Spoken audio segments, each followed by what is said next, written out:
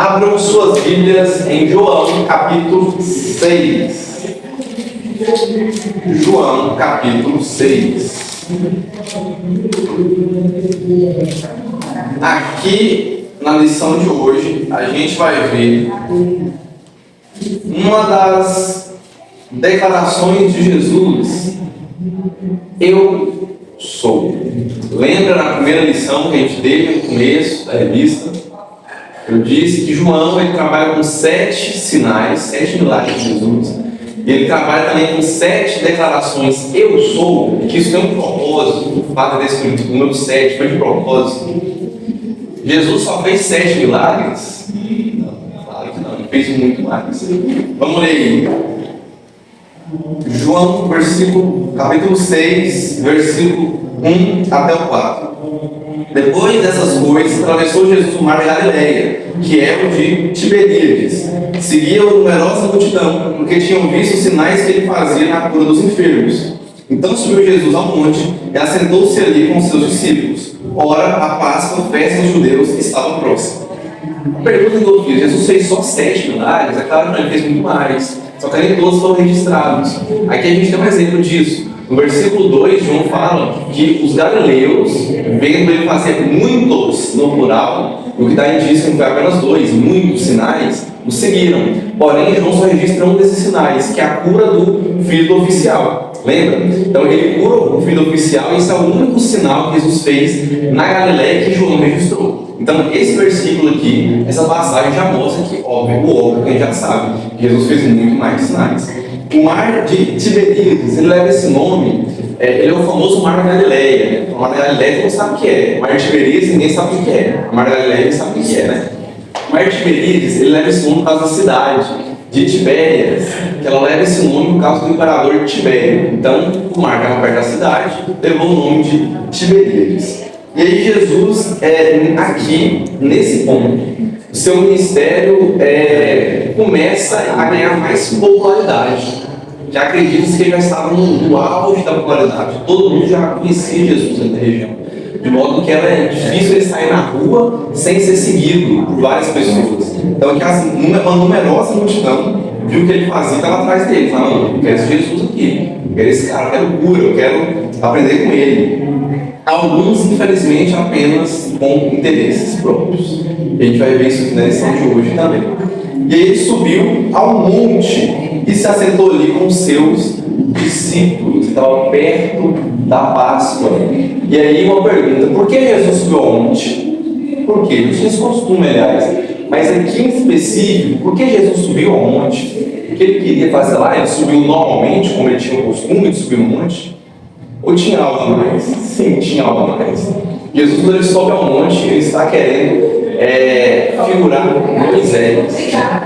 Lembrar Moisés. Moisés sobe ao monte para pegar as tábuas da lei. Ele falou: isso aí não é alegorizar demais o texto, não. Você não está viajando na maionese, não. Que indícios tem no texto bíblico para você pensar nisso? Fez a sua cabeça do nada. Vamos continuar a leitura. Então Jesus, erguendo os olhos e vendo que grande multidão vinha ter com ele, disse a Filipe: onde compraremos pães para lhes dar para comer? E Jesus chega em Filipe e faz uma pergunta. E os teólogos, eles divergem opiniões sobre por que Jesus perguntou para Filipe isso. E alguns acreditam que é porque ele queria testar a fé de Filipe, né? Isso é um fato. E outros acreditam que é unicamente porque Filipe era da região. Filipe ele era daquela região ali, ele conhecia. Então Jesus pergunta: onde ela pode comprar pão aqui? Aí geralmente chegando de fora, quem são eles? E aí a galera de cidade, a galera de Séries, vem, sei lá, de Anápolis, Crixás, está por onde aqui. E aí eles perguntam para nós: onde é que nós pode comprar pão aqui? Porque eles não conhecem a cidade. Então esse é um dos indícios. Mas pelo que mostra o texto, Jesus queria realmente experimentar Filipe, mas para servir de prova, né, para todos os outros discípulos, não unicamente Filipe, mas ele se direciona a Filipe por algum motivo que não fica tão claro no texto. Olha aí, versículo 6. Mas dizia isso para o experimentar, o texto fala isso, porque ele bem sabia o que estava para fazer. E aqui a gente vê uma declaração muito íntima de João. uma declaração de quem conhecia Jesus, quem conhecia a mente de Jesus, quem sabia o que Jesus pensava, ou seja, alguém que andou de fato com Jesus. Ele fala, olha, Jesus perguntou isso, mas ele já tinha em mente o que ele ia fazer, ele já sabia, ele falou isso com intenção, Jesus já tinha em mente o que ele ia fazer. Então João conhecia a mente de Jesus, mais um dos indícios da prova irrefutável que foi o apóstolo João de fato que escreveu esse livro que a gente está lendo aqui. E aí a resposta de Felipe, então, diante a isso, comprar pão, a resposta dele, onde pode comprar? Versículo 7, não lhes bastariam 200 denários de pão para receber cada um o seu pedaço. Um denário era o equivalente a um dia de trabalho naquela época.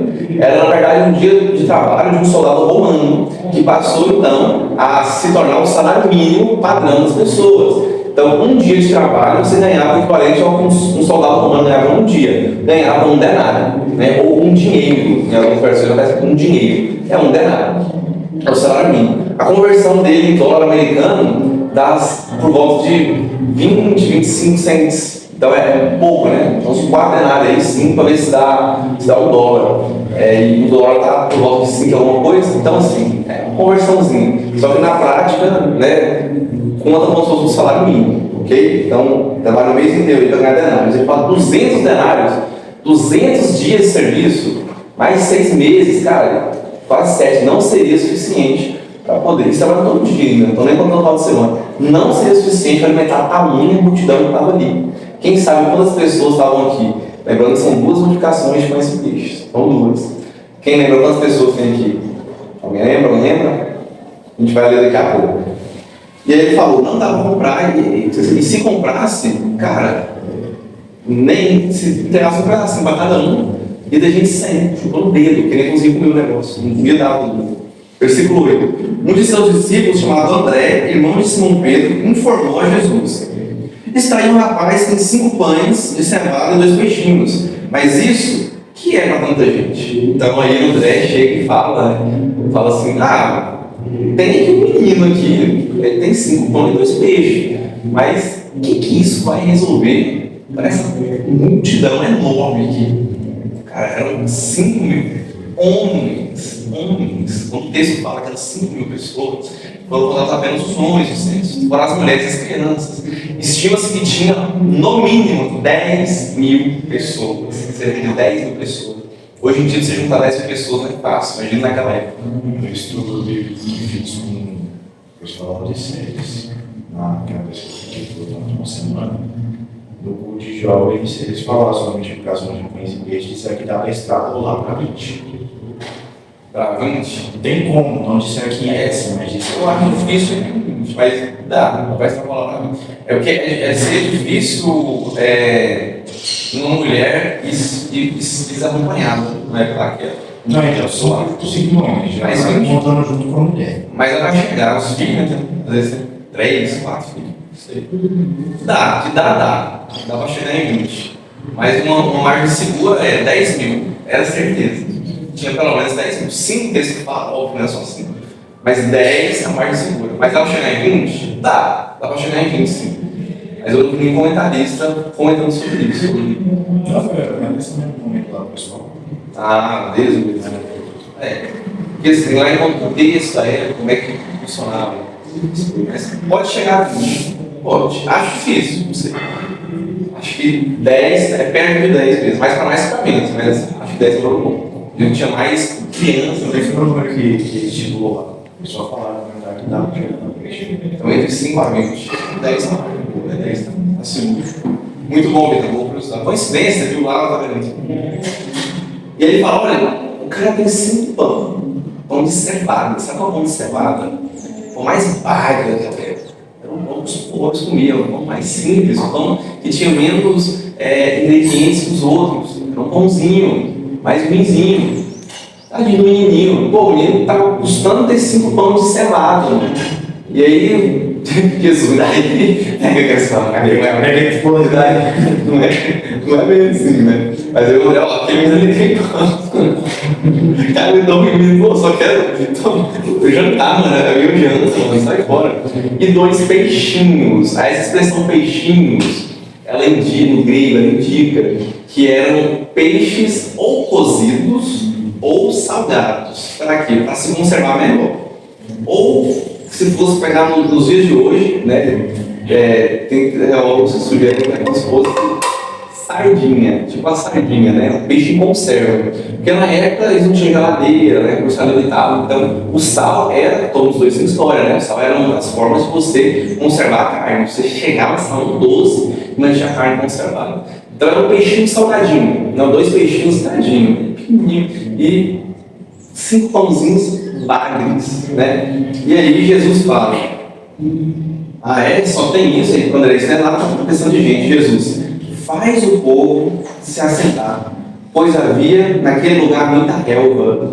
Assentaram-se, pois, os homens em número de quase 5.000. E quando eles se assentam, como que eles contaram essa galera toda? Falam: peraí, vou lá com fome, vamos multiplicar os pães aqui, e aí vão contar, né? 1, 2, 3, 2051, peguei as contas, peraí, vamos contar de novo. Eles eram inteligentes, eles tinham uma cabeça, um cérebro, assim como nós temos. Como eles fizeram essa contagem? Eles provavelmente se reuniram em grupos de 50 e grupos de 100. Para você contar os grupos de 50 e de 100.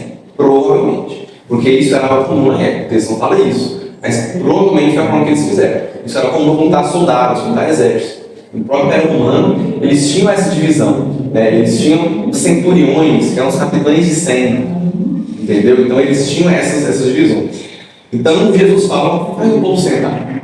André não é só texto, faz o povo sentar. E André e os discípulos apenas obedecem. Falou o povo sentar e contou eles. Eles não questionaram Jesus. Por quê? Ah, mas só 5 pães? Não dá nada, não 2 peixes? Que isso? Ah, mas só tem dinheiro aí, Jesus, pra gente comprar para todo mundo, e até ir lá e voltar, mas e aí, como é que faz? Não, eles ouviram a voz de Deus e apenas cumpriram a sua ordem, sem questionar. Por mais que dentro deles eles podiam estar questionando. Muitas vezes na vida a gente é assim, a gente está questionando a ajuda de Deus, né? Às vezes a gente chega de fazer, não como os filhos fizeram, mas às vezes a gente realmente conversa com Deus e fala: meu Deus, por quê? Por que isso? Mas eu te digo uma coisa: confia no Senhor, que essa fome vai passar. Olha aí. E Jesus, ele não multiplica os pães e peixes unicamente para poder suprir a necessidade carnal deles, matar a fome. Não é só porque ele se compadeceu da multidão, não é só por isso. Esse foi um dos motivos, mas a gente vai ver outro motivo que ele fez isso também.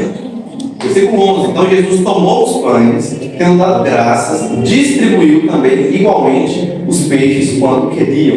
E aqui a gente vê algo bem parecido lá em 1 Coríntios capítulo 1, quando Paulo fala que eu recebi do Senhor que também vos entreguei. O Senhor Jesus, onde foi traído, tomou o pão, tendo dado graças, o repartiu e disse. Vamos ler de novo o versículo 11. Jesus tomou os pães, tendo dado graças, distribuiu. Jesus faz a mesma coisa que ele iria fazer na ceia. Então, a multiplicação de pães e peixes é quase uma tipologia da ceia. Então, ele reparte o pão, dá graças e distribui.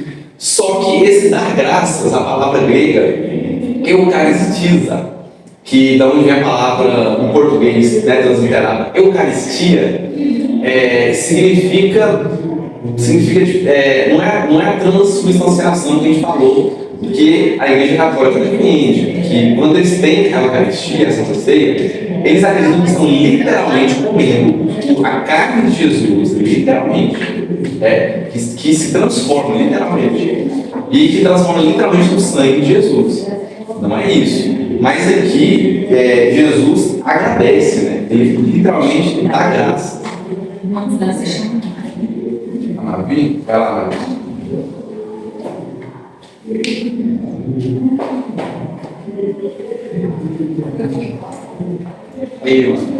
Então, a gente não acredita nisso, que os elementos da ceia se transformam, apenas que simbolizam a carne e o sangue de Jesus. Inclusive, a gente vai ler daqui a pouco a passagem que Jesus fala: você tem que comer do meu sangue, ou comer da minha carne e beber do meu sangue, senão você vai morrer. E aí? E aí a gente cai em um problema. Não podemos interpretar tudo como literal. A gente tem esse princípio. Já aprendi isso muito no curso de teologia. Esse semestre mesmo tem uma matéria focada nisso. Você tem que ler cada livro mediante o seu tipo de escrita. Você não vai ler um livro narrativo, por exemplo, Isso, pela forma que você lê um livro profético, um Apocalipse, que é totalmente simbólico. Narrativa é literal. Fala, o cara foi lá, pegou um copo e bebeu água. Não tem que inventar por isso. Você não vai ler carta como você lê a narrativa também, como você lê um livro poético, como Salmos, Provérbios. É muito diferente. Então, claro, mas chega a ser engraçado um pouco essa cena. Pensa, você foi lá, pegou o pão do menininho. Eles comem muito errado os pão. Chegou para Jesus, ele vai daquela multidão, partiu o pão e deu graças. Eu não dá na multidão, você imagina, você é um pontinho desses quase 10 mil, você olha para frente assim, rapaz, quem que esse cara ia fazer? Ou então o pessoal não sabia, achou que ele tinha muitos pães ali também, né? Na hora, não sei, que eles pensavam, mas realmente, né? Isso é uma prova de fé, isso é literalmente pisar, primeiro você pisa, depois Deus põe no chão. Você pisa e põe no chão depois, isso é fé, sem tentar, sem se jogar no precipício. Né? A gente não caminha pelo que a gente vê, né? O que nos move é a nossa fé. E aí, versículo. E ele distribuiu igualmente os peixes quanto queriam. Então todo mundo comeu. Então, literalmente se transformou. Versículo 12. Quando já estavam fartos, disse Jesus aos seus discípulos: recolhei os pedaços que sobraram, para que nada se perca. Assim, pois, o fizeram, encheram 12 cestos de pedaços de 5 pães de cevada que sobraram aos que haviam comido. Vendo, pois, o homem o sinal que Jesus fizera, os homens disseram: este é verdadeiramente o profeta que deveria vir ao mundo. Sabendo, pois, Jesus que estava para vir com o intuito de arrebatá-lo para o proclamarem rei, retirou-se novamente sozinho para o monte. Então, o que acontece aqui? Acontece um milagre, né? Os pães e peixes são multiplicados. Esse é o 5º sinal do apóstolo João relata. E aí, após isso, Jesus fala: olha, não vai dispersar comida não, rapaz. Então é importante, quando você estiver na época das vacas gordas, quando você estiver na fartura, você se lembrar de quando você esteve na época das vacas magras, quando você esteve na miséria. Porque há pouco tempo atrás, eles não tinham nada, tinham 5 pães a 5 mil homens, fora as mulheres e crianças. Aí agora comeu e sobrou, vai jogar fora? De jeito nenhum. Jesus quer que não desperdice, tá? Pega os 12 cestos. Aí alguns querem alegorizar, né? Querem trazer um simbolismo para esses 12 cestos. Os 12 cestos sobraram, significa as 12 nações de Israel, né? Os 12 apóstolos, era um para cada apóstolo. Bom, minha opinião, eu já acho que é alegorizar demais. Pode ser que é sobrado 12, não por coincidência, pode ser. Mas eu acho arriscado você afirmar isso. Você pode, no máximo, sugerir que foi isso. Sugerir que não, se tornou 12 propositalmente, um para cada apóstolo, assim como um para cada tribo de Israel. Então eu acho perigoso você afirmar isso. Que esses são os problemas que você tem. Temos pelo menos 6 princípios de hermenêutica, de interpretação do texto bíblico. E 2 deles, um deles é não alegorizar aquilo que é literal. E não colocar como literal aquilo que é alegoria. Que é o que você estava falando. Né? Jesus fala: como da minha carne e do meu sangue. Isso é literal. Ele não está falando isso literalmente. Talvez que a carne dele não é todo mundo. Como assim? Só essa galera aí, se fosse para um pedacinho, acabou. Não sei, na vida, uma vez na vida. E canibalismo, né? Deus não é a favor do canibalismo. Né? Pelo amor de Deus. Os nem argumentar em prol disso. E aí, eles, os homens, versículo 14, viram e falaram: rapaz, esse é o profeta. Verdadeiramente, esse é o profeta que devia vir ao mundo. E aqui eles estão citando aquela profecia de Deuteronômio. Você se lembra da aula passada? A mulher do poço? A mulher no poço de Jacó, vocês se lembram? Que quando Jesus fala: nossa, ele é o profeta, vamos falar, ele é um profeta, ficou 400 anos sem profeta nenhum. Aí veio João Batista, aquele doidão lá que comia mel silvestre e vestia com pele de animais, aí foi gafanhoto. Não, é o profeta que está naquela profecia que a gente leu de Deuteronômio. O profeta que Moisés anuncia, cara, esse livro é Moisés, comparado com Moisés. Por isso Jesus sobe ao monte. Por isso Jesus traz pão para eles, porque eles comeram maná no deserto. Da mesma forma que no deserto Moisés alimentou o seu povo, né? E aliás, não foi Moisés, foi Deus. Jesus literalmente fala isso. Jesus alimenta a multidão com pão. Jesus alimenta do mesmo jeito, ao mesmo sinal. Tanto que a multidão repara essa semelhança, eles ficam loucos. E eles queriam pegar Jesus e falar: "Ô, esse cara dá comida para nós, vai ser nosso rei." Pronto, você tá doido. Nunca mais trabalhar na minha vida, né? Comida de pecado, mas eu sou Figuras aqui para nós. o de comer é garantido. Não pode querer nem trabalhar, não. Você só traz o meu lado e acabou, zerou ele. Cara, esse cara tem que ser nosso rei mesmo. Fora todos os outros sinais que ele já tinha feito. É comida. Aí tem uma galera para nossa comida, não tem jeito. Né? Só que aí Jesus, percebendo isso, o que Jesus fez? Pegou descendo. Vazou. Porque Jesus não é um Messias político que o pessoal aguardava. Ele não era o rei que ia tirar o jugo de Israel do Império Romano e subjugar todas as nações, fazendo com que Israel se tornasse a nova Roma. Não. Jesus não veio para isso. Jesus mostra que seu reino é celestial. Seu reino é celestial. Ele é o rei dos reis. O rei está voltando, mas ele é o rei celestial. Seu reino vai ser inaugurado ainda. Amém? Vamos fazer uma leitura alternada agora. Essa passagem é muito boa. Jesus anda sobre o mar. Vamos ler do versículo 16 ao 21. Vitor. Eu vou ler o 16, vocês lêem o resto, nós vamos chegar no 21. Ao descambar o dia, os seus discípulos lhe desceram para o mar. E tomando um barco, passaram para o outro lado, rumo a Cafarnaum. Já se fazia escuro, e Jesus ainda não viera com eles. E o mar começava a embolar-se, agitado por vento rijo que soprava. Tendo navegado uns 25 a 30 estados, eis que viram Jesus andando por sobre o mar. Aproximando-se do barco, e ficaram possuídos de temor. Mas Jesus disse: "Sou eu, não temais." Então eles de bom grado o receberam e logo o barco chegou ao seu destino. Amém.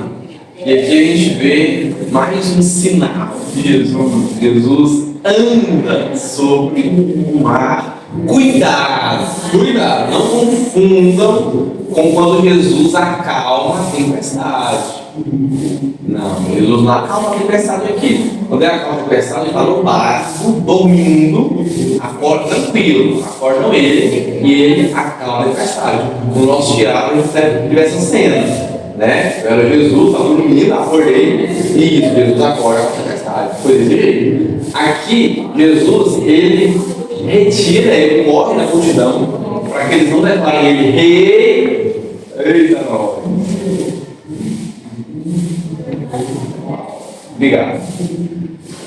E aí os discípulos foram, estavam no barquinho e foram. Ele está esperando porque Jesus demorou para com eles, eles estavam indo. E aí eles distavam, né? Que fala cerca de 30 estágios, né? 30 estágios depois da terra, então no meio do mar, 30 estágios da terra. Isso dá, cada estágio tem aproximadamente 200 metros, né, de 150, 160, 170 a 200 metros.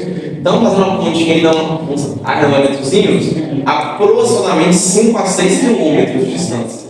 E Jesus foi já pé, 5 a 6 quilômetros, já pé, no meio do mar. Gente, quem que já foi no mar? Pelo menos na frente, assim, não sei como era agitado. Cara, eu não fui no meio do mar.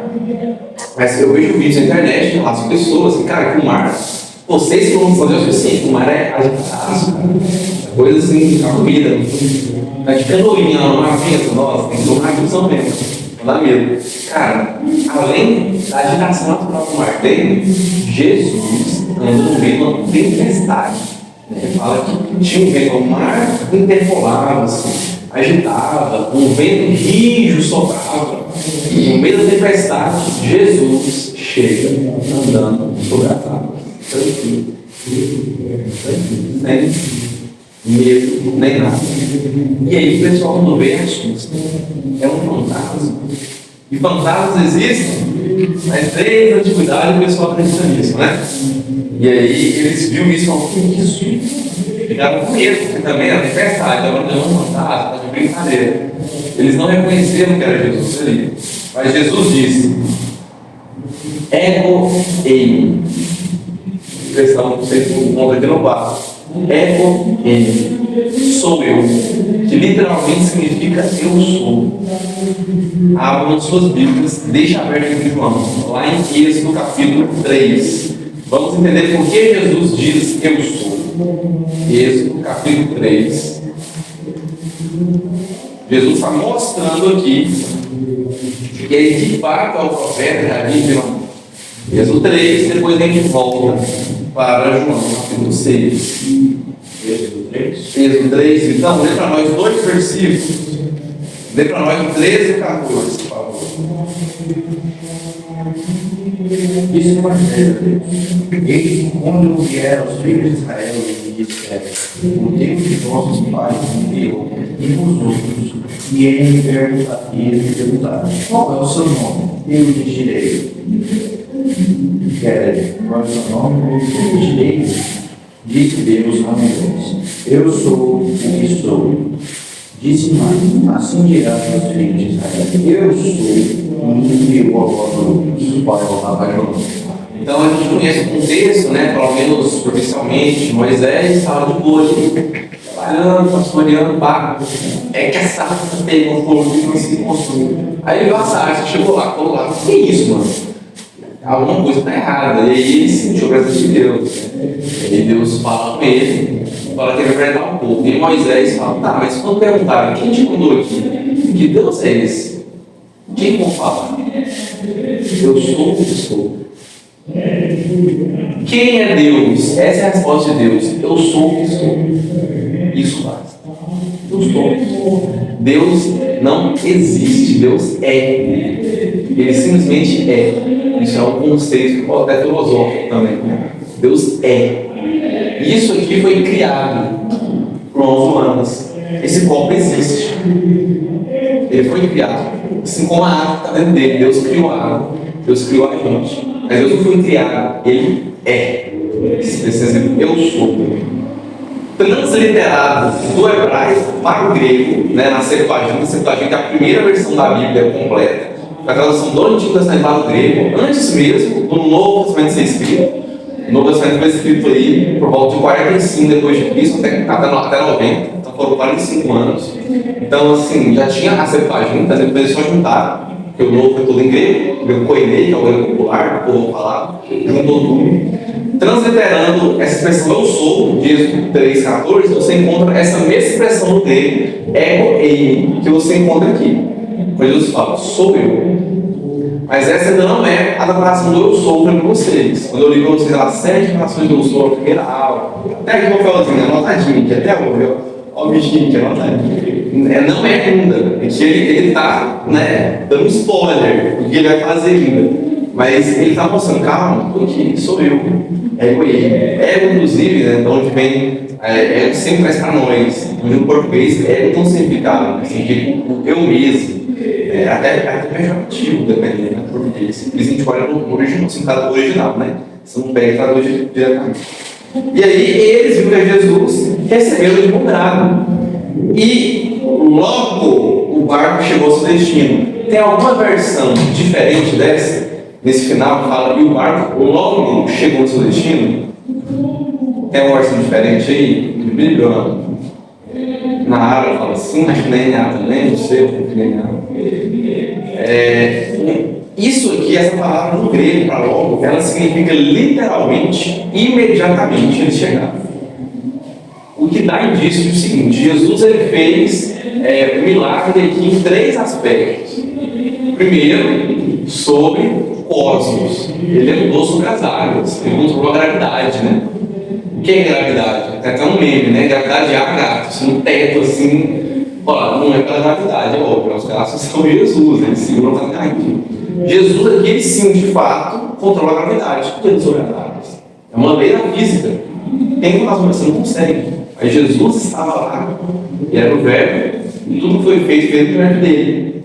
Então Jesus instituiu as leis, inclusive da física. Segundo aspecto, a tempestade. Ele mostra que ele é o Deus da natureza. A tempestade não foi nada perante ele, mas que lá acabou a tempestade aqui. E o terceiro aspecto é que Jesus domina o espaço. Então, ele domina o tempo, o ciclo climático, a gravidade e o espaço. porque eles chegaram imediatamente no destino deles, assim mesmo no mar. Essa é uma das interpretações teológicas desse texto, que a maioria concordou. A maioria dos teólogos, por isso, eles concordavam com essa linha de pensamento. E o fato da palavra no grego significar isso traz esse sentido. Entra e venceu, mas logo então foi tipo assim, agora, tipo, rápido.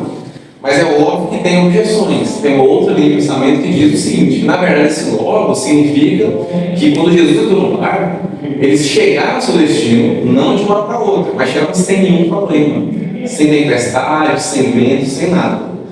Beleza? Você pode falar isso? Pode, mas no texto não fala em nenhum momento que Jesus não pode tempestade. Isso não está no texto. E a gente tem essa passagem também em mais 2 livros, né? Lá em cima sempre fala no começo. A gente tem lá em Mateus e em Marcos também, né? Quando vocês lerem lá tem um pouco mais de informação. Aí fala que Pedro não lá também, Pedro no ponto.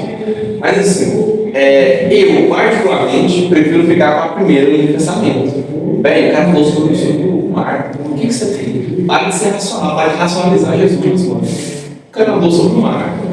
E hoje em dia, como o pessoal realmente posta aqueles vídeos de navegação, né? O pessoal de pesqueiro posta aqueles vídeos de tempestade que fica um paredão de água enorme na frente do barco. Imagina, Jesus passou por isso. Que leve de tempestade no meio do mar. Cara, o mar tempestade dá medo, cara. É coisa assim que dá medo, velho. Real, é. Eu vi um vídeo assim, eu vi atônico. Imagina você tá lá, mano, aí Jesus do nada. O que essa mensagem traz pra gente? Melhor tempestade que a gente passa na vida, a gente passa por tempestades, a gente passa por momentos que a gente parece estar sozinho, parece que Jesus não está com a gente. Mas Jesus fala: calma, eu sou o que sou, eu estou aqui, calma. E Jesus é aquele que pode acalmar a tempestade que está no seu coração. Todos nós enfrentamos lutas e tribulações, e todas elas são pelo mar, mas em alguns dias o mar está mais agitado. Em alguns dias o vento sopra mais forte, o vento dos problemas. Mas Deus está conosco para a gente encerrar uma delas. Então Jesus fala isso, eles chegam ao seu destino. E eu, Lohan, penso, acredito que possivelmente foi um teletransporte mesmo. Cara, diz tudo isso, que é um milagre mais para Jesus, gente, não limitem Jesus. Vamos lá. E por que isso o texto diz? Uma leitura. Chegaram e logo eles chegaram. Eles não estavam perto do destino, mas chegaram. Agora a gente vai ver aqui a declaração de Jesus. O primeiro é o ele de Jesus. A primeira declaração: eu sou. Vamos para mais uma leitura alternada? Até o versículo, vamos 22 a 29. No dia seguinte, a multidão ficara do outro lado do mar. Notou que ali não havia senão um pequeno barco, que Jesus não embarcava nele com seus discípulos, tendo estes partido sós. Entretanto, outros barquinhos chegaram de Tiberiade para Tiberiade, perto do lugar onde começaram o pão, tendo o Senhor dado graças.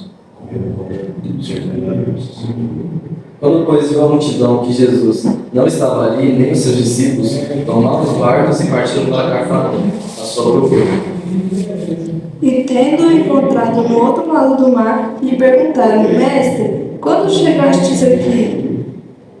Respondeu Jesus: em verdade, vós me procurais não porque vistes sinais, mas porque comestes dos pães e vos fartastes.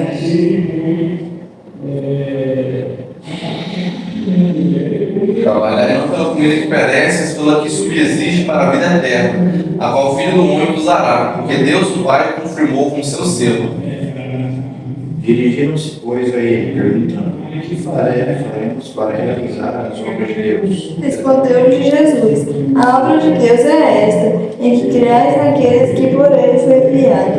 Amém. Só até aí, por enquanto. Só até aí. Vamos lá. No outro dia, a multidão comeu, se fartou e queria achar Jesus. Cadê o cara do pão? Cadê o cara do peixe, moço? Quero comer, mandar pra dentro, tô com fome. Eu quero merendar. Pão e peixinho, isso é o que eles viram na época. Então eles queriam, bora lá, cadê Jesus? E aí eles notaram que os discípulos partiram sozinhos. Aí eles, Jesus ficou então. Não sabiam que Jesus tinha nascido no mar. Jesus foi e só não foi de barco. Ele tinha seu próprio meio de locomoção, independente. E aí o pessoal, cadê Jesus? Cadê? Não encontraram. O que eles fizeram? Desesperados, eles pegaram seus barcos e foram lá para Jesus. Quem dera a gente procurasse Jesus dessa forma, né?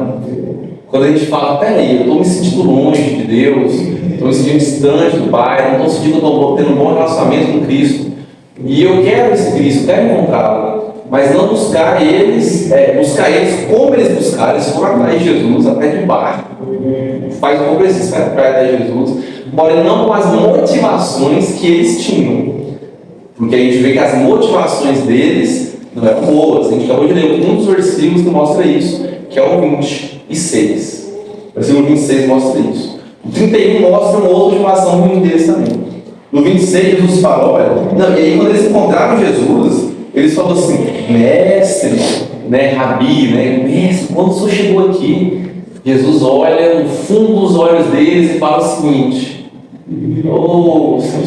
você né, pensa, rapaz, vocês não vieram aqui me procurando, vocês não chegaram a mim por causa de Deus, de Cristo mesmo, vocês vieram aqui comer um pão e se fartaram, ficaram cheios, por isso que vocês vieram para cá, e vocês querem comer de novo, interessados em coisas materiais, não nas coisas celestiais, não para que Jesus pregava, aquilo que eles prometiam lá na pós-vida, não por ser quem ele é, eles queriam bens materiais.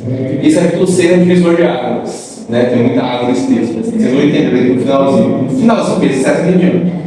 Ele fala, trabalho, vocês não têm que trabalhar pela comida, não aparece.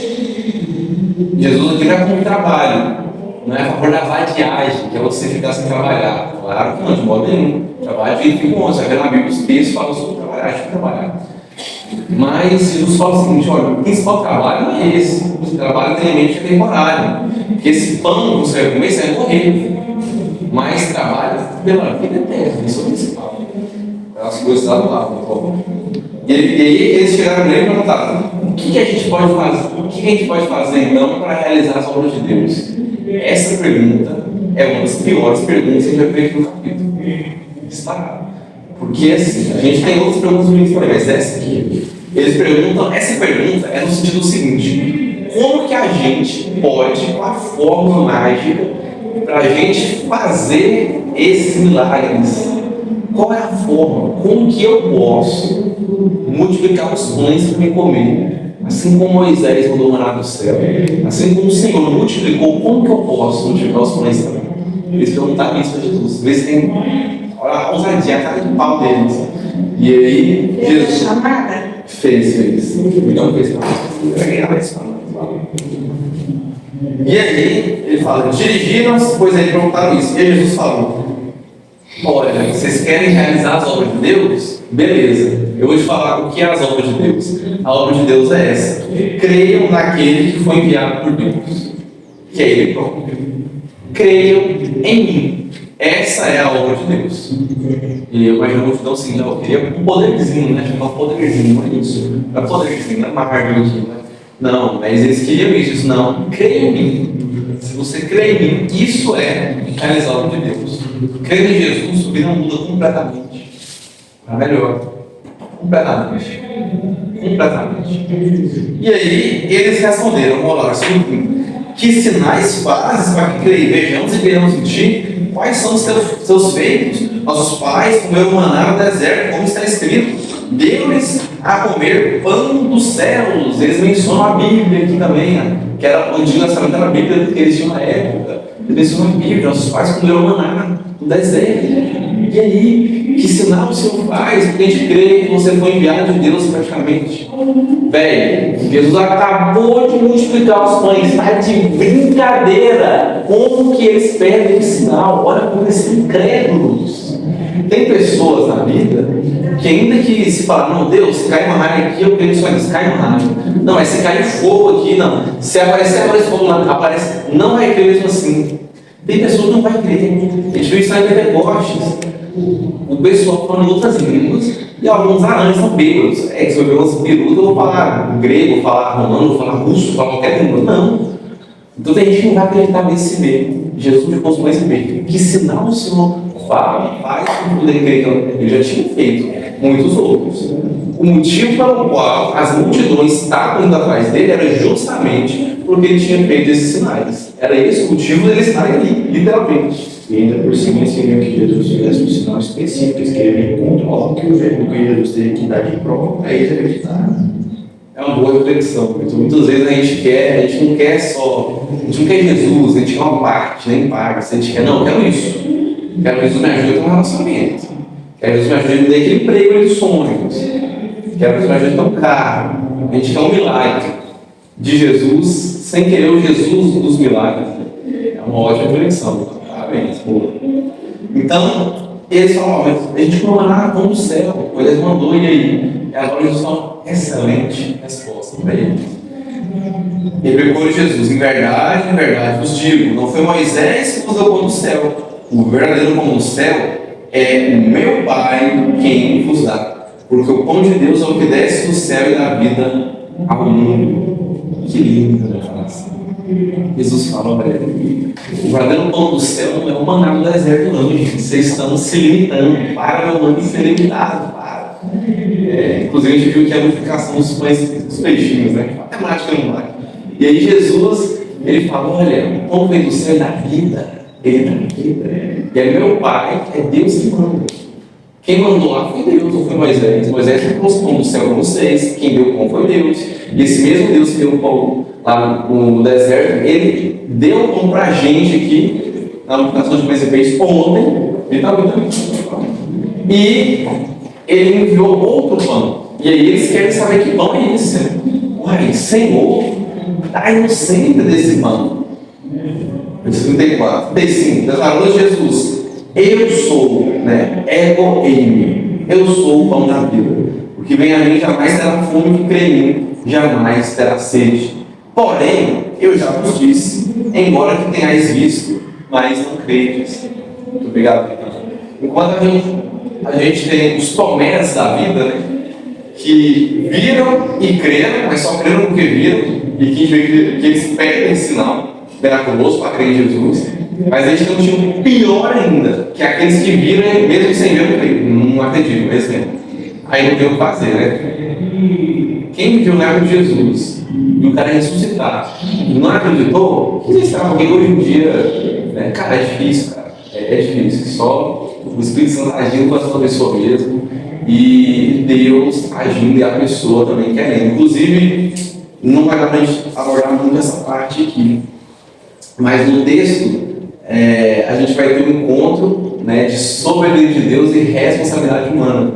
E daí vai ter aula só disso. Essa passagem está prestes a chegar. Obrigado pela palavra, irmão.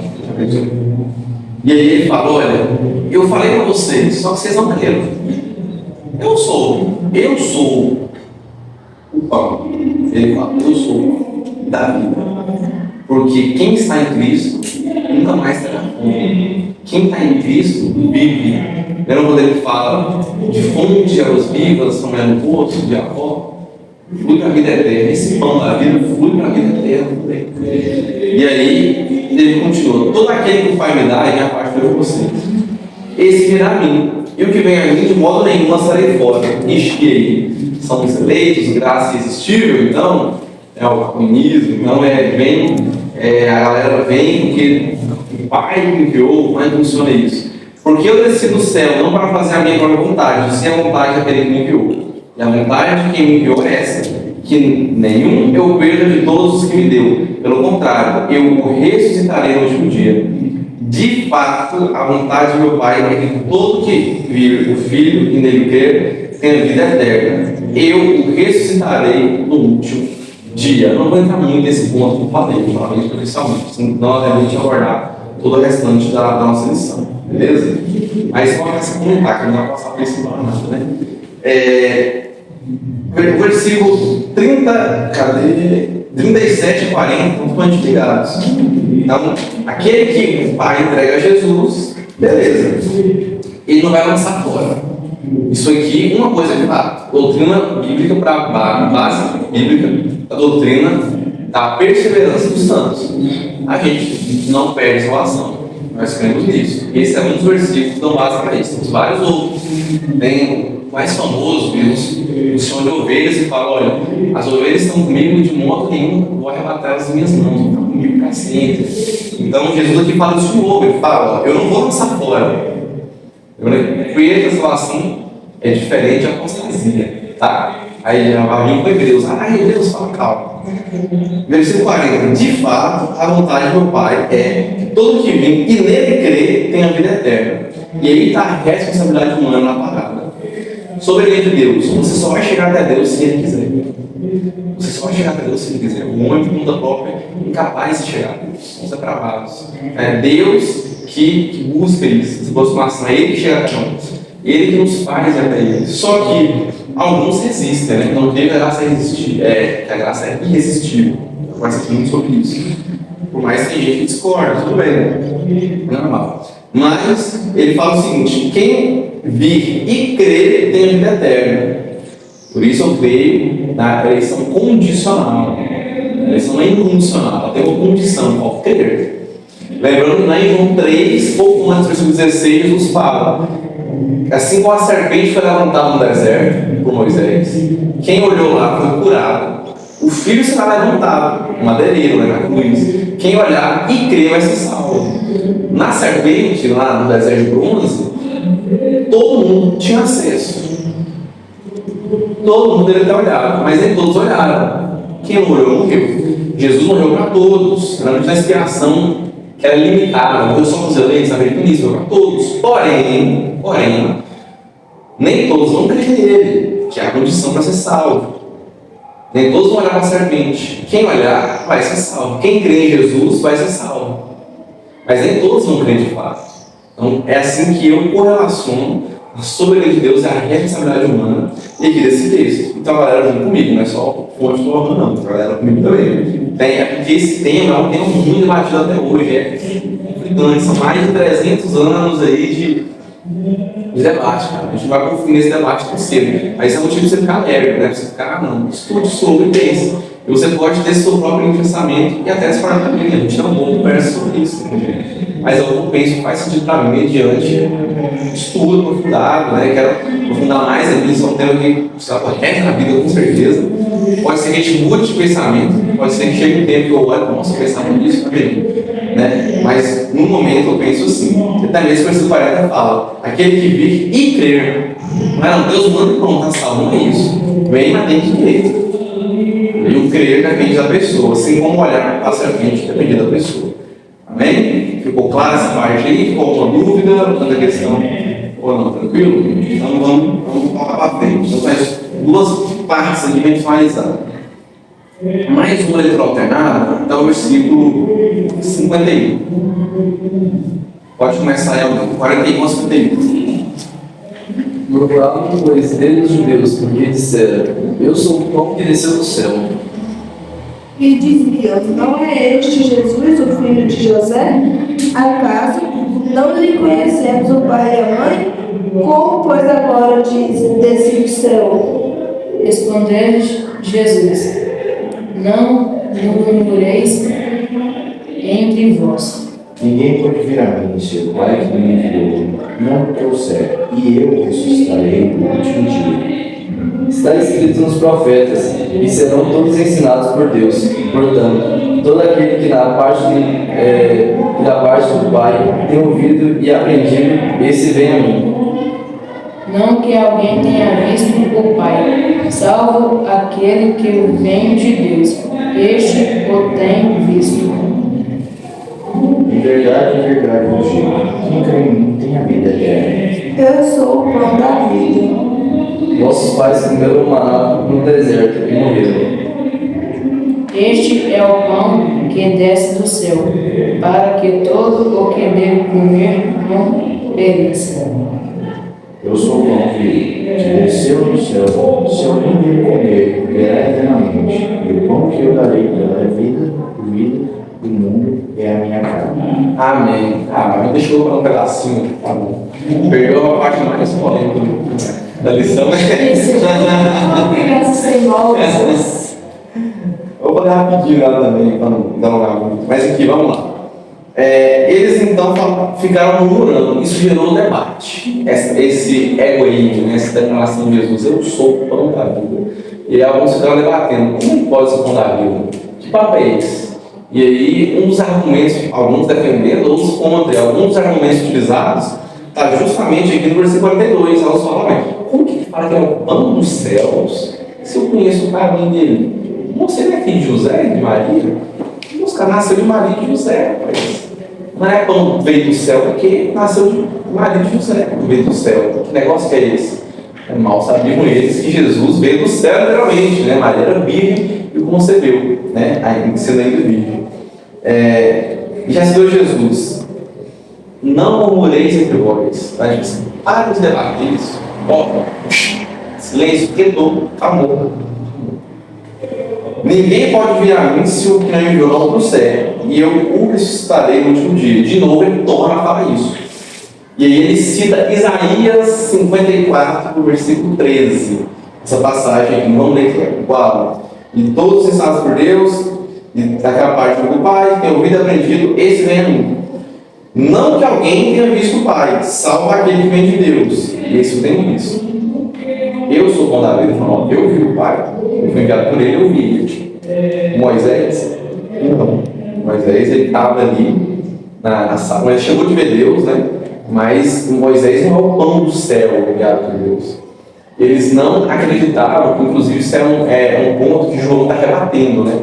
Que é o gnosticismo. Quando as primeiras, alguns apontam que foi a primeira heresia da época da igreja primitiva, a primeira não sei se foi, mas foi uma das primeiras. Eles não acreditavam que Jesus tinha vindo em carne e osso. Foi se vocês na lição introdutória, o panorama de João.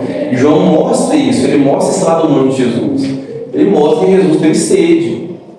Ele mostra que Jesus sangrou, assim como os outros evangelhos mostram isso. E aqui, Jesus falou: olha, eu vim do céu. Então ele encarnou. Ele era um ser humano que nasceu de José e Maria. Ele veio de Deus, ele encarnou. E ele não era fantasmagórico. Não, ele é o Deus encarnado. E muitos, até hoje, não acreditam na expiação substitutiva. Você acredita na expiação substitutiva, mesmo sem saber o que é isso. Você acredita, eu te afirmo. Se não acredita, pode passar nas crianças, volta do zero a dele, pelo amor de Deus. A eleição substitutiva é o quê? Jesus morreu na cruz, substituindo a gente, como propiciação pelos nossos pecados. Uma expiação pelos nossos pecados. A expiação substitutiva. Ela tem outras variações de novo, mas são uns mais grandes. Mas ele fala: vossos pais comeram maná no deserto, mas eles morreram. Olha o que Jesus usa, vai. Beleza, eles comeram o pão lá do céu. Vocês querem aquele pão deles? Porque esse pão que eu dou para vocês agora, ele é superior. Ele não se refere ao pão da unificação, é para ele próprio. Eu sou superior ao maná que seus pais comeram no deserto. Porque lá eles comeram e morreram. Aquele porém que comer deste pão, né, da carne dele, isso é o pão desce dos céus. Quem comer não pereça, não vai morrer, vai ver nascer. Quem está em Cristo vai ser. Cristo maior do que toda e qualquer comida que existe no mundo, qualquer maná que vem do céu, qualquer mel. E não só maná, né? Interessante que Deus ele manda ali também cordizes, é a expressão que aparece lá no hebraico, cordizes, que é traduzida literalmente, né, como codorninhas. Eles acordaram no outro dia e eles viram lá cheio de codornas, assim, né, tipo uma varada de codornas. Então eles comiam carne também, não era só pão não tinha pão e carne, né? E aí Jesus traz isso no pão e na carne, por isso, eles comeram pão e carne lá. Jesus 51, eu sou o pão vivo que desce dos céus. Se alguém dele comer, verá eternamente. E aí, rapaz, se eles já estavam debatendo, quando ele falou isso, que ele é o pão do céu, o pão da vida, e aí Jesus para de debater, ele lança uma dessa, eles debateram mais ainda, mais murmúrios, olha só, tem dois. Disputaram com os judeus entre si, dizendo: como pode esse dar-nos a comer a sua própria carne? E eles cometeram aquele erro, né, de demarcação. Ele vai estar com literal, algo que não é nada literal. A gente tem que comer a carne de Cristo, senão a gente já era, né? A carne de Cristo acabou. A primeira refeição já era. Gente, é figura. É uma metáfora, está se comparando. E Jesus aqui fala uma sequência de metáforas, várias metáforas. E aí Jesus responde: de verdade vos digo, Ele não explica o que é, só fala, ó, se não comer essa carne e beber do seu sangue, não tem vida em vós mesmos. E aqui um erro muito comum, é um erro plausível, né? Tranquilo. Uma leitura até eu percebi isso também. Você lê em um momento, você pensa, Jesus está falando da ceia. Não parece óbvio? Quem comer da minha carne e beber do meu sangue. O sangue de Cristo é o cálice e o pão é a carne dele. É muito óbvio, está falando de Jesus, falando da ceia aqui, isso matou ele, não precisa estudar a Bíblia para saber isso aqui, não. Você lê e você já sabe, precisa estudar assim. Porque Jesus não dá conta da ceia. Vou fazer uma pergunta para vocês. A ceia salva? Tomar ceia te salva? Se eu não tomar ceia, eu não sou salvo. Então, como que o pão Jesus fala e o sangue fala a ceia? Porque se você interpretar dessa forma, você está falando que para ser salvo, tem que beber do cálice pelo pão. Porque Jesus falou literalmente isso. Você tem que beber e comer para ser salvo. Ceia não salva. A ceia a gente chama de dois sacramentos também, né, pela igreja presbiteriana, por exemplo, a gente chama das duas ordenanças de Jesus, que é batismo e ceia. A ceia é a segunda ordenança. A outra batista de crescer, de comer, está na Bíblia, duas ordenanças. E essa ordenança específica, ela não é salvífica. Ela é para o salvo, mas não para salvar. É a diferença. Você não é salvo porque você ceia, mas o salvo vai proclamar publicamente sua fé e vai ceiar. É tanto que nem o batismo é salvífico, quanto mais a ceia. O batismo não antecede a ceia. Quem crê e for batizado será salvo. Quem não crê está condenado. A condição de ser condenado não é não ser batizado, só você não crer. Porque vai a pessoa crer e não vai ter que ser batizado. E aí? O batismo é uma confissão pública de fé. Ela não é salvífica, muito menos a ceia. O ponto-chave que você entendeu o que Jesus quer dizer aqui é o seguinte. Vamos lá, vamos pegar alguns parágrafos. Uma pessoa, então, lá para nós aí, em Apocalipse 19, enquanto eu vou explicando aqui. Olha, maná no deserto. Esse foi maná no deserto. Jesus traz a multiplicação de pães e peixes, que aponta para quê? Para a ceia, que é o que o peixe vive, a ceia do Senhor. Os pães e peixes vão para a ceia. E a ceia aponta para o banquete celestial, que está no versículo 9, que estão olhando para nós agora. Então ele falou ao anjo, escreve, bem-aventurados daqueles que são chamados à ceia das bodas do Cordeiro. E acrescentou, são estas as verdadeiras palavras de Deus. As ceias da boda do Cordeiro. Quando a gente toma a Santa Ceia, a gente está anunciando, é memorial a morte do sacrifício de Cristo por nós, anunciando a morte do Senhor até que Ele venha. Tem em mente Apocalipse 19:9. As ceias da boda do Cordeiro. Que essa ceia vai ser boa, né? Vai ser no céu. Aí, você vai ter comida? Os textos de Apocalipse a gente mostram isso. Você vai sentir fome, você vai ser também. Deve ser calo e calo também, com os textos de teologia. Mas, isso aponta para isso. Então a gente tem em mente o seguinte, quando Jesus fala, essa fala de Jesus não aponta para a ceia. Essa fala de Jesus, de comer da sua carne e beber do seu sangue, aponta para algo que a ceia no futuro também apontaria. Entenderam? Isso que ele falou não aponta para a ceia. Isso é interpretar errado o texto bíblico. Isso aponta para algo que a ceia também apontaria no futuro. No caso, hoje, a ceia aponta para isso. Entenderam? Ficou claro? No princípio não é Santa Ceia, mas é uma interpretação muito como você lê. Você pensa, cara, batata, parece nem ceia, não pensa isso. E aí, depois que ele falou, essas coisas disse Jesus quando ensinava a saúde a Cafarnaum. E aí a gente vem agora para a parte final. A parte final. Vamos para a letra alternata, do versículo 60 ao 65. Muitos de seus discípulos, tendo ouvido tais palavras, disseram: duro esse discurso, quem o pode ouvir? Mas Jesus, sabendo por si mesmo que eles murmuravam às vezes sua palavras, interpelou-os: isto vos escandaliza? Que será, pois, se virdes o Filho do Homem subir para o lugar onde primeiro estava? O Espírito é o que vivifica. A carne não para nada aproveita. As palavras que eu vos tenho são espíritos e verdes são vida. Contudo, há descrentes entre vós, pois Jesus sabia desde o princípio quais eram os que não criam e quem o havia de trair. E prosseguiu: por causa disto, é que vos tenho dito: ninguém poderá vir a mim senão pelo Pai, senão lhe for concedido. Amém. Então vamos lá. Jesus dizendo essas palavras, e aí vem uma passagem que é para colocar a gente reflexivo. É só achar a cabeça e pensar muito na vida. Duro é esse discurso, essas palavras. Quem pode ouvir? A palavra grega está dura, que é escleros. Cara, escleros. E ela significa difícil, significa algo difícil de aceitar. Né? Não que era difícil de compreender, mas que era difícil de aceitar. E quantas vezes a gente passa por isso? Quando confrontados com nossos pecados, quando a gente lê o texto de forma clara, a gente não quer aceitar. Eu vou falar um exemplo, né? Você tem seus desejos carnais, né? Desejos de diversos aspectos, e aí você lê na Bíblia, você vê que isso é correto, isso é verdadeiro, você sabe que isso prejudica. Mas você ainda assim quer abandonar. E você ouve que isso é pecado, que isso é errado, você não dá Deus. Aí você fala, escleros. É difícil de aceitar isso, né? Por mais que você saiba que é verdade. Eles aqui não negam que é verdade, eles falam que é difícil de aceitar.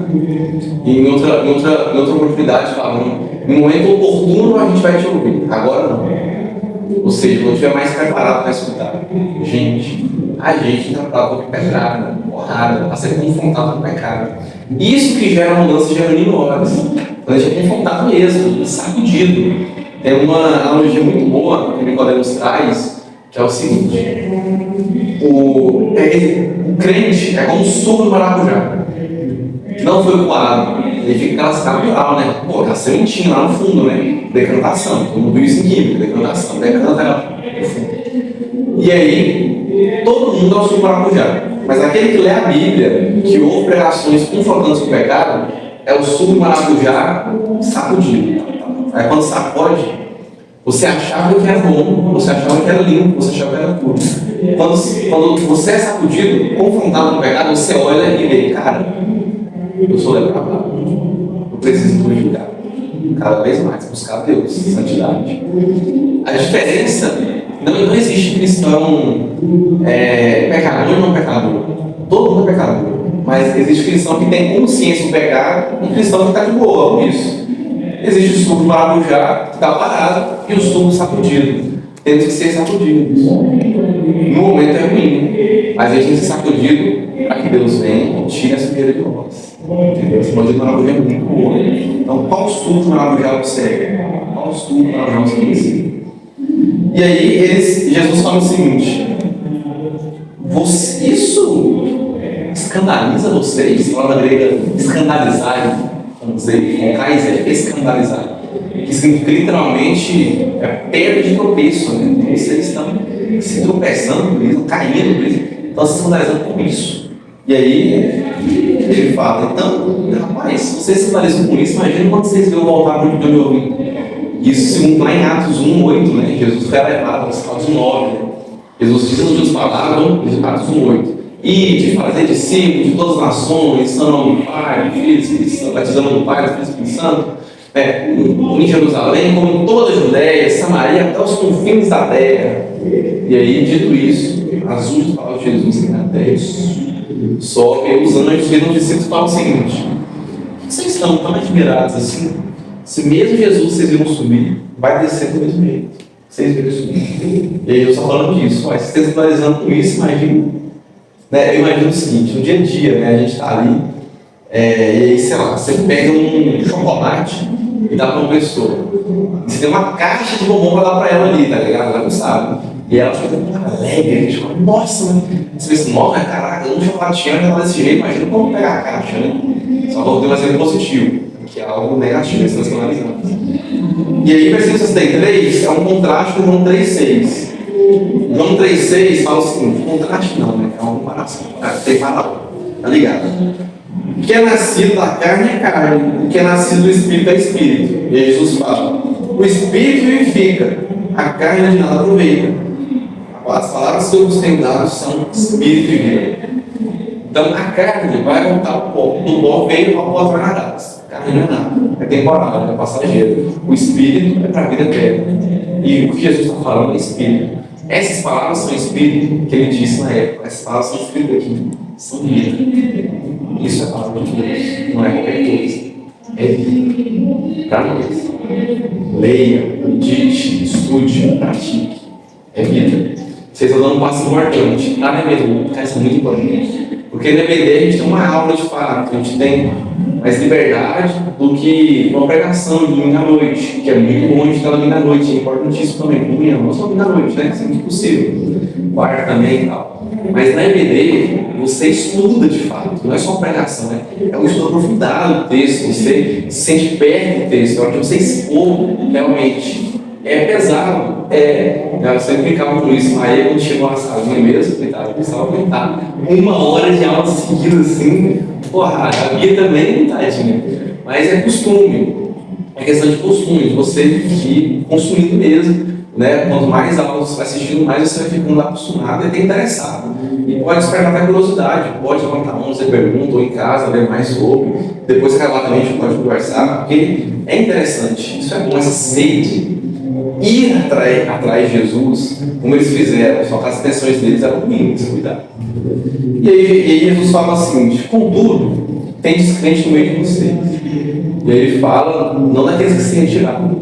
Jesus ele era seguido por várias pessoas. Várias pessoas seguiram Jesus. Eles chamaram discípulos e seguidores, né? Não é só os 12. Só que nesse momento aqui foi um divisor de águas. O pessoal falou: é muito doce, eu vou embora. Porque só uma mãozinha tá difícil, tá de brincadeira, eu vou embora, vazou. Do discurso, quem pode ouvir isso? Foi embora, tchau. E aí, dos que ficaram, Jesus fala: contudo, ou seja, mesmo tendo embora toda essa galera, tem um traidor no meio de vocês. Ele sabe que tem descrente entre vós. Jesus aqui fala que Judas não cria de fato. Ele era um desses que estava lá com segundas intenções. Então, queridos, no meio dos 12 apóstolos de Jesus, os 12 escolhidos por ele, o ciclo íntimo, que estava lá, que aprenderam diretamente com Jesus, teve um que não acreditou e ele viu tudo que aconteceu no ministério, teve um descrente, teve um traidor. Por que você se escandaliza com alguém dentro da igreja que faz coisa errada? Infelizmente, essa é a realidade. Não deveria ser assim. Mas muitas vezes a gente se baseia nisso, né? Nossa, fulaninho ali, tá? Você segue Jesus ou fulaninho? Você fala por falar ou você tem a intenção de ajudar essa pessoa, conforme a Bíblia ordena? Nos ajudar uns aos outros. E aí? Você não pode ajudar esse cara. Esse cara fica lá. É a melhor opção. Então, teve um traidor no meio dos 12. Imagina uma igreja com 50 membros, não vai ter gente ali. Claro que vai ter, infelizmente. A gente passou nessa igreja mesmo, aquele escândalo com o pastor antigo, não, o mais antigo ainda, 2017, muitos deixaram de vir na igreja. Eu entendo porque deixaram de vir na igreja, só não concordo. Eu venho na igreja por causa de Cristo, por causa de pastor. Aí o pastor escandaliza o pastor, ser humano também, que não deve, é óbvio, né? Justamente porque ele se tornou pedra de tropeço, escandalizo, né? Para as pessoas que deixaram de vir e tal, claro que elas têm a culpa delas, é óbvio. Elas são prestadas também, mas ele foi pedra de tropeço. Mas a gente serve Cristo, a gente não serve igreja, a gente não serve pastor, a gente não serve líder, a gente serve Cristo, a gente está aqui por causa dele. Né? E que bom a gente é um bom pastor, graças a Deus. Né? Dito isso, nosso pastor não é top. Pastor. Então, dentre os 12 tinha um traidor. Não se assuste, não vamos ficar acomodado, não. A gente tem que aprender e estar em cima também. Com sabedoria, com mansidão, com exortação de forma correta. Não vamos se aceitar o que acontece na igreja de qualquer jeito, não. Vamos vocês não se assustarem. Se teve um dentre os 12, vai ter no meio de nós, infelizmente. Posso pegar pela média, que tem 1, 2, 3, 4, 5. Tem 8, falta quase. Cada 12 tem 1 e está quase. Infelizmente, às vezes, essa média é maior, né? Cada 12 tem uns 4. Bora lá. Para finalizar a nossa lição, então. Leitura alternada do 66 ao 71. À vista disso, muitos dos discípulos abandonaram e já não andavam com ele. Então perguntou Jesus aos 12: porventura, quereis também vós outros retirai-vos? Respondeu-lhe Simão Pedro: Senhor, para quem iremos? Tu tens as palavras de vida eterna. E nós temos crido e conhecido que tu és o Santo de Deus. Replicou-lhes Jesus: não vos escolhi eu, número de 12, contudo, um de vós é diabo. Referia-se ele a Judas, filho de Simão Iscariotes, porque era quem estava para traí-lo, sendo um dos 12. Judas Iscariotes, rapaz, o traidor, né? A gente tem raiva de Judas, no tanto, todo mundo tem como, né? Você vê assim, pedalou, o cara tava do lado, o cara beijou para entregar, tá de brincadeira. Feio, se passa na minha frente não, rapaz. Se eu tivesse. Segura. Como faz? Cuidado. Só que na vida, às vezes a gente ajuda. A gente trai pessoas, infelizmente. A gente é comparado com um esposo infiel. Mesmo continuando infiel, Deus continua nos amando. Eu sempre falo desse versículo de Tiago, não estava na cara. Veio com o jugo, nossa, Deus é fiel, Deus é fiel, nossa, obrigado, meu Deus. Nada contra você se alegrar com esse texto. Eu só penso que antes de você se alegrar, primeiro você tem que criar vergonha na cara, baixar a cabeça e ficar agradecido. Porque o texto fala, mesmo você sendo infiel, ele te ama. Você é como esposo infiel. Você casado com uma esposa ou com um marido que te traem todo dia, você continuaria? Aí a resposta, Deus continuou conosco, mesmo a gente tem todo dia. A gente fica com raiva de Judas, mas a gente, muitas vezes, ele trocou Jesus por 30 moedas, comprava Jesus muito menos. Por um vídeo, um TikTok, Instagram, um jogo, um filme, uma série, por uma amizade, um namorado, a gente troca Jesus por muito menos do que imaginava. Elas mandaram o próprio terreno, né? Terra, essa é a verdade. Então a gente fica com raiva, mas antes de falar de Judas, traz pra você, cara, cuidado, pra você como ele. Desse crente como ele, eu sei que vocês vão ser, né? Isso de trair. E aí Jesus fala, beleza, o pessoal foi embora, ele ficou 12. Então, e vocês 12? Vocês não vão embora, não? Pedro fala em nome não dos 12, dos 11, né? Que a gente sabe que contava, né? Pedro fala não só no dele, mas representando todos os outros 11 discípulos. Senhor, para onde a gente vai? Para quem a gente pode ir? Se tu tens palavras de Guilherme, que é uma música muito bonita, que eles falam. Esta é uma música muito bonita. Para onde eu irei? Bora, Alex. Se eu não tenho pra onde voltar, só tenho você, Deus, palavras de vida eterna. Amém. Pode cantar a noite então. Equipe de louvor aí, ó.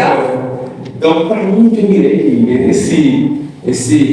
Essa música da morada, né? Muito bom. É isso. Queimar as carroças, afundar os navios no cais e ir, mano, bora, segue a Cristo. Pedro fala, nada mais importa, mestre, o Senhor tem as palavras de eterna. Tudo que eu escolher aqui vai ser passageiro. Eu quero o Senhor. A lição de hoje é, seja com Pedro. Seja com Pedro. Pedro seguir Jesus pela motivação certa. Pedro aqui é um contraste, isso é a oposição àqueles seguidores lá no versículo 26. Jesus fala, vocês vieram, vocês comeram, você quer comer de novo, enche a barriga. Pedro não, Pedro, Senhor, tu tens as palavras. Para de falei para. Falando em Pedro, Pedro vem, né? Pedro, fala que a gente já está indo. A gente está indo. Pode ir. Pode ir.